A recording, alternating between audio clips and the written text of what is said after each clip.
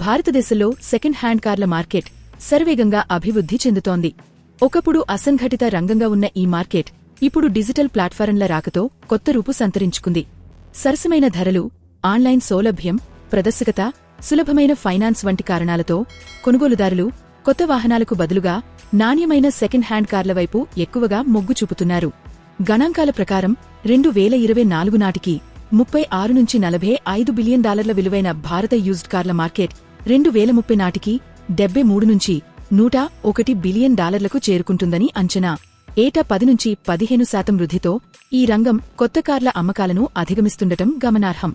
కొత్త కార్ల ధరలు, పన్నులు, ఉద్గార నిబంధనల కారణంగా పెరుగుతుండటంతో మొదటిసారి కారు కొంటున్నవారు, యువ ఉద్యోగులు, ద్విచక్ర వాహనాల నుంచి అప్గ్రేడ్ అవ్వాలనుకునేవారికి యూజ్డ్ కార్లు ఆకర్షణీయమైన ఎంపికగా మారాయి.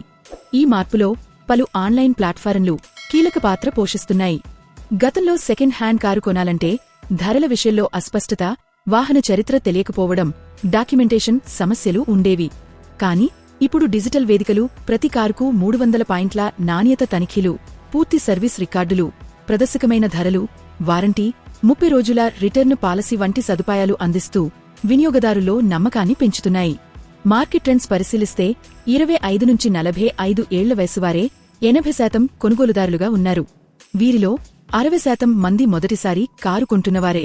వాహనాల పరంగా హ్యాచ్బ్యాక్లు 53% వాటాతో అగ్రస్థానంలో ఉన్నప్పటికీ ఎస్యూవీల విక్రయాలు వేగంగా పెరుగుతున్నాయి. మారుతి సుజుకి, హ్యుండాయ్ బ్రాండ్లకు ఆదరణ కొనసాగుతుండగా టాటా, కియా వంటి సంస్థల కార్లకు కూడా డిమాండ్ పెరుగుతోంది. సాంకేతికత ఆధారిత సేవలతో యూజ్డ్ కార్ల రంగం మరింత వ్యవస్థీకృతంగా మారుతూ లక్షలాది మంది భారతీయుల కారు కలను సులభంగా నెరవేరుస్తోంది.